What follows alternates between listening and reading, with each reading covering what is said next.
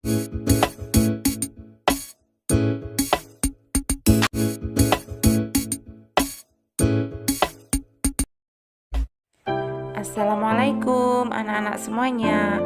Bagaimana kabarmu hari ini? Bulia harap kalian tetap sehat, semangat, dan ceria. Pada kesempatan kali ini kita akan belajar tema 3, tokoh dan penemuan, subtema 1, penemu yang mengubah dunia, pembelajaran pertama. Namun sebelumnya, yuk kita simak dulu tujuan pembelajaran kita kali ini.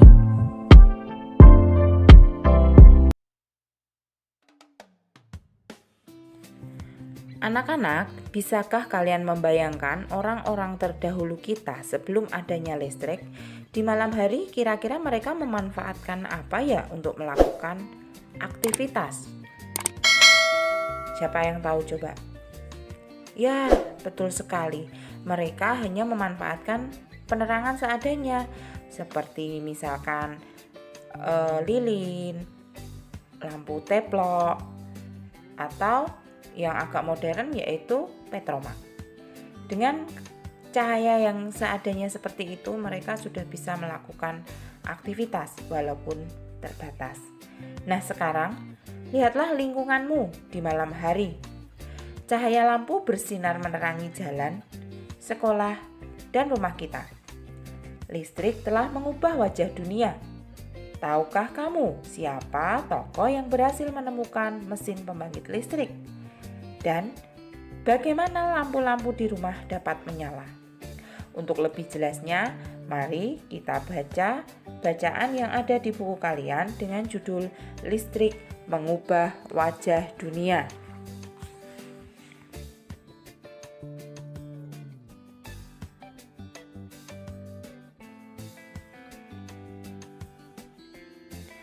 Teks tersebut terdiri dari 5 paragraf. Yuk kita coba mengupas tiap-tiap paragraf pada teks tersebut. Untuk paragraf yang pertama, coba kalian perhatikan.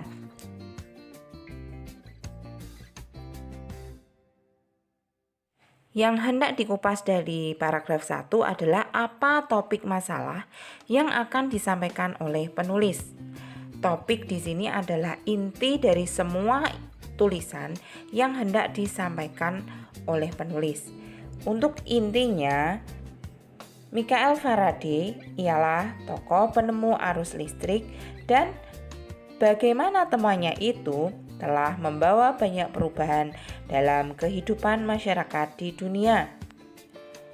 Untuk paragraf kedua, coba kalian perhatikan penggalan paragraf kedua ini. Apa yang kamu ketahui tentang arus listrik? Nah, dalam paragraf kedua ini kita bisa memperoleh bahwa arus listrik ialah gelombang elektromagnetik, yaitu gelombang yang sanggup merambat meski tidak ada media perantara. Yang B, bagaimana proses perjalanan arus listrik dari pusat pembangkit hingga sampai di rumah penduduk? Jelaskan secara berurutan. Di sini kita juga bisa menemukan proses perjalanannya. Nah, yang Ibu garis bawahi ini adalah proses bagaimana arus listrik ini bisa sampai ke rumah-rumah penduduk. Untuk paragraf ketiga, pertanyaan yang pertama, apa yang terjadi dengan arus listrik saat tiba di rumah warga? Jelaskan secara berurutan. Kita juga bisa menemukan jawabannya pada paragraf ketiga ini dari yang Ibu garis bawahi. Lalu yang B, apa manfaat arus listrik setelah sampai ke setiap rumah warga? Di sini kita juga dengan mudah bisa menemukan manfaat arus listrik setelah sampai di setiap rumah warga. Nah, ini perhatikan yang Ibu garis bawahi. Untuk yang C, apa perbedaan rangkaian listrik seri dan rangkaian listrik paralel? Nah, Jawabannya, bila dilihat dari cara penyusunannya, rangkaian seri disusun secara bersambung atau sejajar dan rangkaian paralel disusun secara berderet. Selanjutnya, kalian perhatikan untuk paragraf yang keempat. Pertanyaannya, apa kesimpulan dari isi teks tersebut? Untuk kesimpulan, kalian bisa perhatikan alternatif jawaban berikut ini.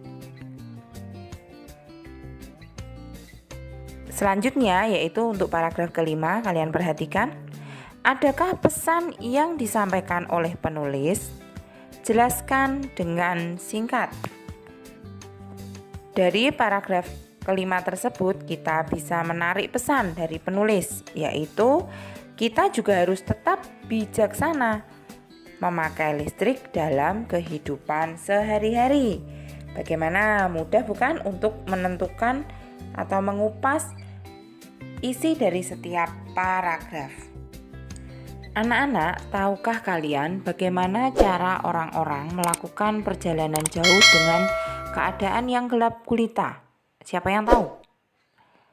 Ya, mereka menggunakan senter sebagai penerangan jalan.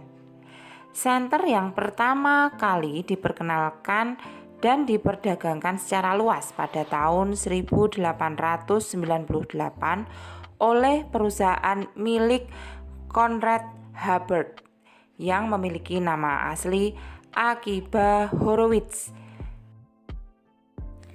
Senter memiliki komponen-komponen seperti yang ada pada gambar berikut ini. Coba kalian perhatikan.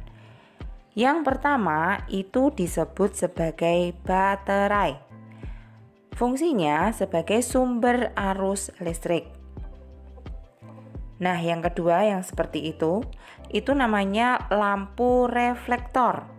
Berfungsi mengumpulkan cahaya sehingga cahaya lampu senter menjadi lebih terang. Sedangkan yang ketiga itu adalah lempeng logam. Fungsinya sebagai penghantar arus listrik dari baterai ke lampu bohlam dari dasar bohlam. Sedangkan yang keempat itu bernama switch atau saklar. Saklar berfungsi menghubungkan atau memutus arus antara kawat pada terminal baterai dengan kawat dari dasar bohlam. Jika komponen-komponen utama tersebut dirangkaikan untuk membuatnya kembali menyala, maka akan tampak seperti berikut ini. Nah, jika kepala senter dibongkar, kemudian dirangkaikan kembali hanya dengan menggunakan lampu, maka akan tampak seperti berikut. Sekarang coba amati rangkaian listrik sederhana pada lampu senter tersebut dengan teliti.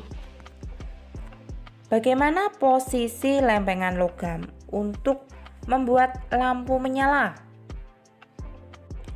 Dalam suatu rangkaian elektronik yang terdapat lampu dan sumber tegangan di dalamnya, rangkaian harus dipasang sebagai rangkaian tertutup supaya lampu menyala. Lampu akan menyala jika ada arus yang cukup yang mengalir ke lampu melalui bahan konduktor. Lempengan logam adalah salah satu konduktor yang baik. Dalam hal ini, bila lempengan logam yang dimaksud adalah lempengan pada saklar atau switch, maka posisi lempengan logam dalam saklar ini harus saling bersentuhan supaya dapat mengalirkan arus listrik ke lampu. Sedangkan komponen yang sebaiknya digunakan untuk mengganti lempengan logam tersebut yang biasanya terdapat pada rangkaian lampu di rumah adalah tembaga. Untuk proses perjalanan arus listrik pada rangkaian listrik senter adalah sebagai berikut. Bisa kalian baca sendiri ya. Rangkaian listrik pada senter terdapat pada baterai yang diletakkan sebaris. Pada rangkaian seri lampu, lampu-lampu juga diletakkan sejajar dalam satu baris. arus listrik yang mengalir pada rangkaian seri hanya berada dalam satu aliran kabel yang menghubungkan semua lampu. Rangkaian seri lampu biasa terdapat pada hiasan lampu pohon Natal. Jadi intinya rangkaian seri ini disusun secara berurutan atau sejajar ya anak-anak. Jadi dalam satu jalur rangkaian. Sedangkan kelebihan rangkaian ini adalah tidak memerlukan banyak kabel dan hemat saklar, sehingga hemat biaya. Namun kekurangannya cahaya lampu semakin redup jika semakin jauh dari sumber listrik. Serta apabila lampu satu dimatikan, maka lampu yang lain juga akan ikut mati. Nah, kalian bisa mempraktekkan atau mencoba membuat rangkaian listrik sederhana sama seperti pada senter dengan memperhatikan gambar-gambar berikut ini. Kalian bisa menentukan alat dan bahannya sendiri dengan memperhatikan contoh berikut.